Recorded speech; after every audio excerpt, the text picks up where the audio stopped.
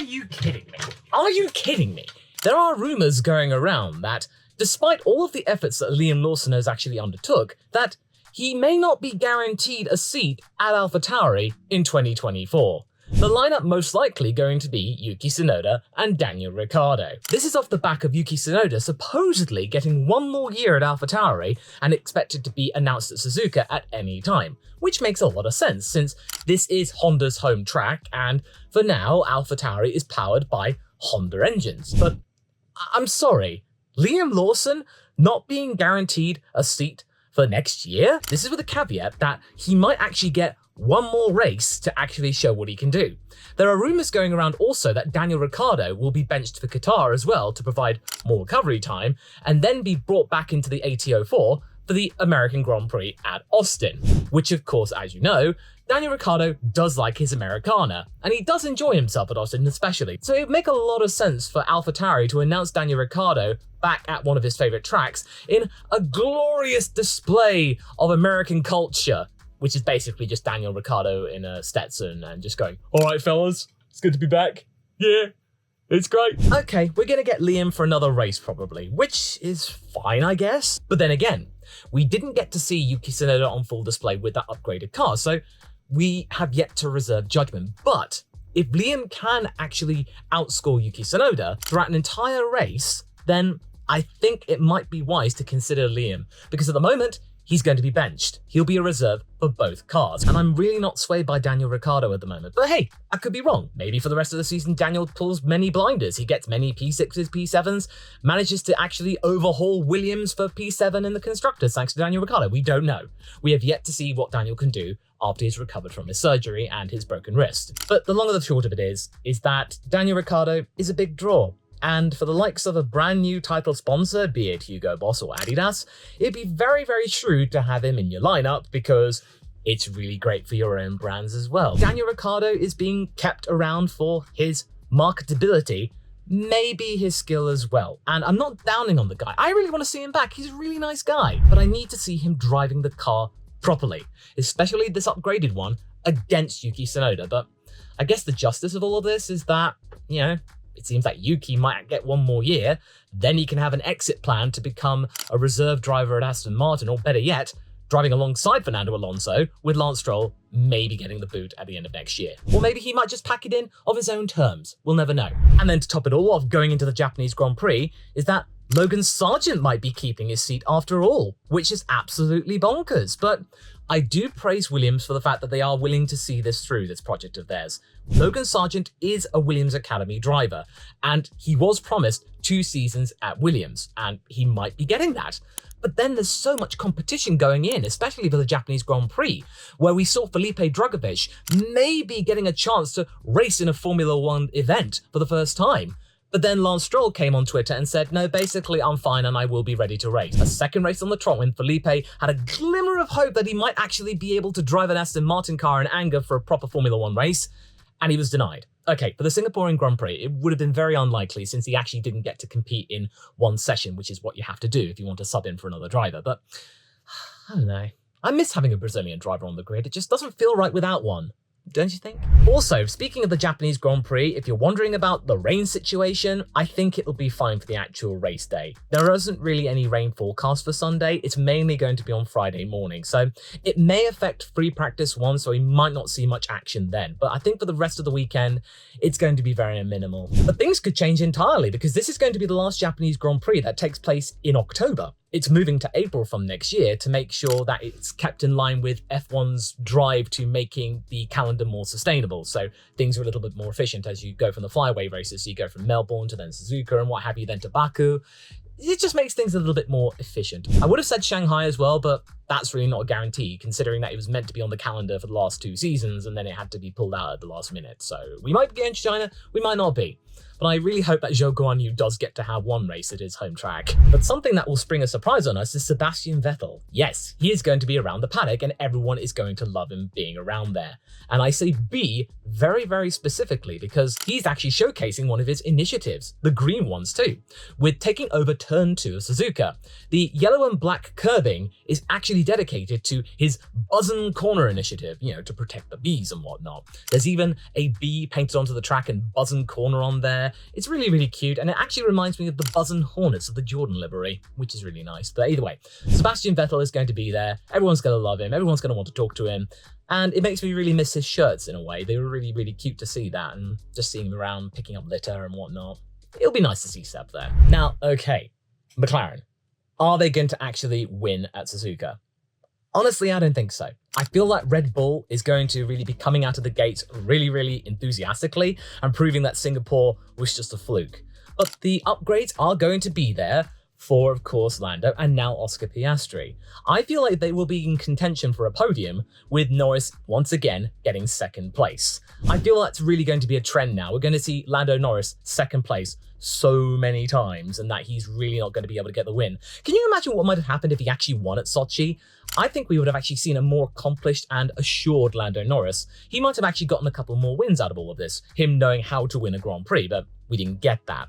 But I feel that Oscar Piastri will be in line for a top 5 finish because at Singapore, where he was really struggling for the longest time, I thought during all of the practice sessions that he'd have been lucky to even get in the top 10, let alone getting 7th place and recovering 10 positions after his unlucky situation behind Lance Stroll in Q1. That was really, really cool. Now Oscar's going to be having a fully upgraded car. They're going to actually figure out more about what the upgrades can do for that car after what they saw in Singapore. This is another high downforce track, and they've actually sorted out the low speed stuff, so this McLaren car could be pretty mighty. But I don't think it's going to be enough for a win, but I think it's going to be definitely up there for a good points finish.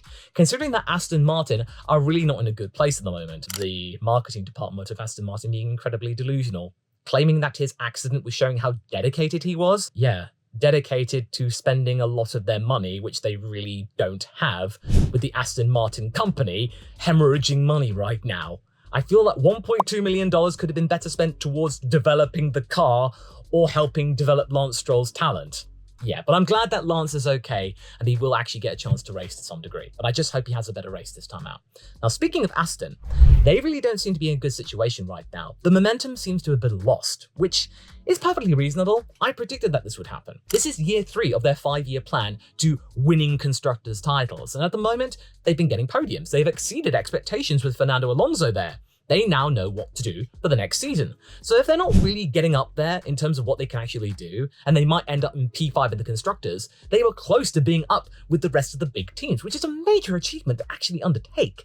No one was really expecting this. No one was really expecting it, in fact, for the first half of 2022. Then they actually managed to pull their finger out with Vettel getting consistent points finishes and ending Abu Dhabi on a relatively high note, save for that pit stop mistake. But I feel like this is going to be a moment when Aston Martin have to stop concentrating on trying to beat Mercedes and Ferrari and instead trying to make sure McLaren doesn't take their spot. They really need to stop Norris and Piastri scoring points all of the time. And at the moment, they are doing that, with Oscar Piastri now scoring more points than Daniel Ricciardo did in 2022. Yes, of course, their car is better than last year's car, but it's still a statistic and Oscar scored more. But I feel like Aston really needs to refocus what they're trying to do for the rest of the season. Red Bull, are they back in the room?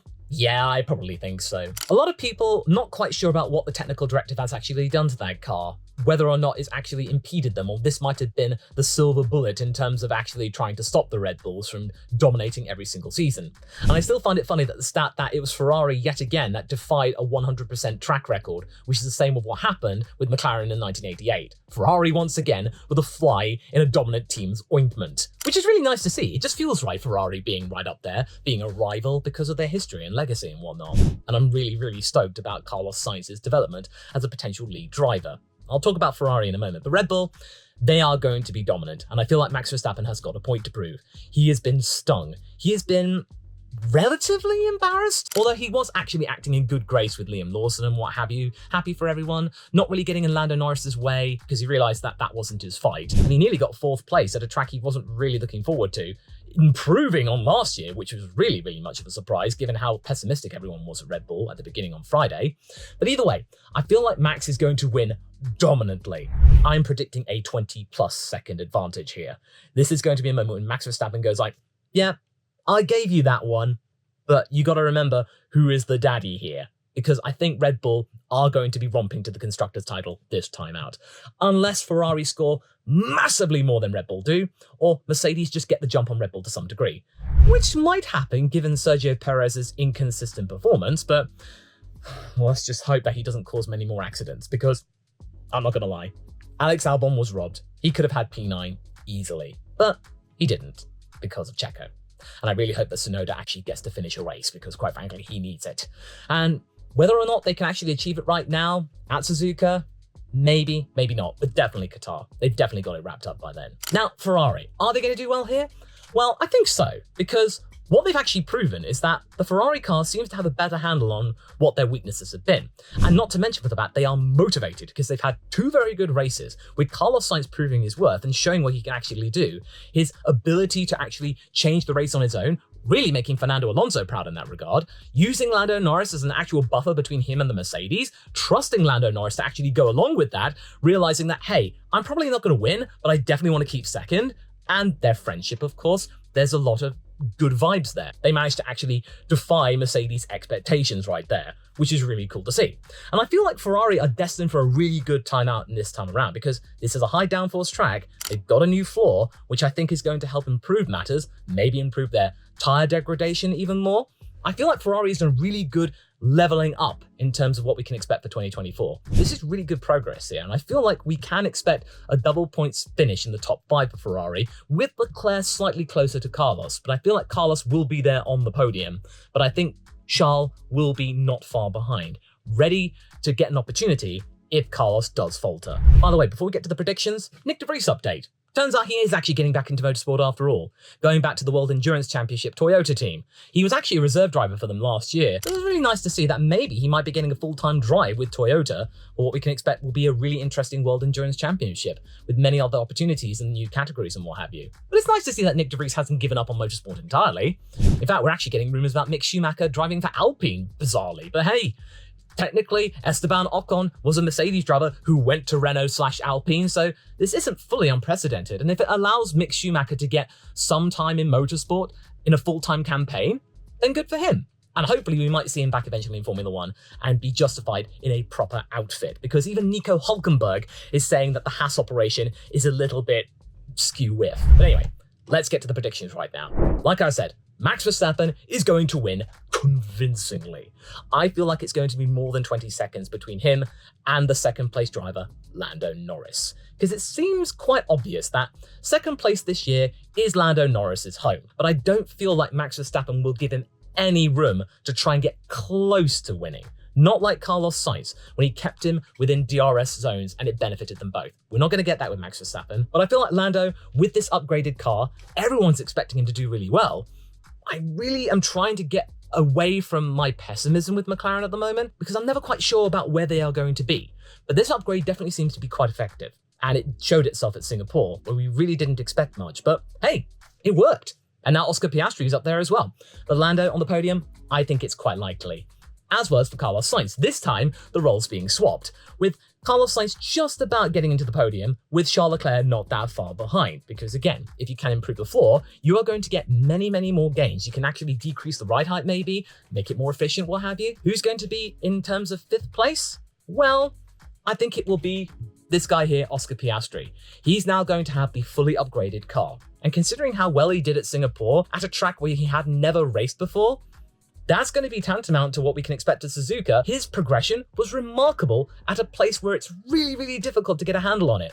Liam Lawson, though, he was in the same boat, and look where he ended up. 9th position. I feel like if he can get a good grid position and he can get into Q3, I think a top 5 finish is definitely within his grasp.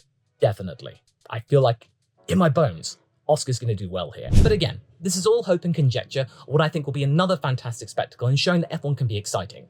Much like how I envisage if Lewis Hamilton didn't join Mercedes in 2013, and Michael Schumacher might have been in for an 8th world title.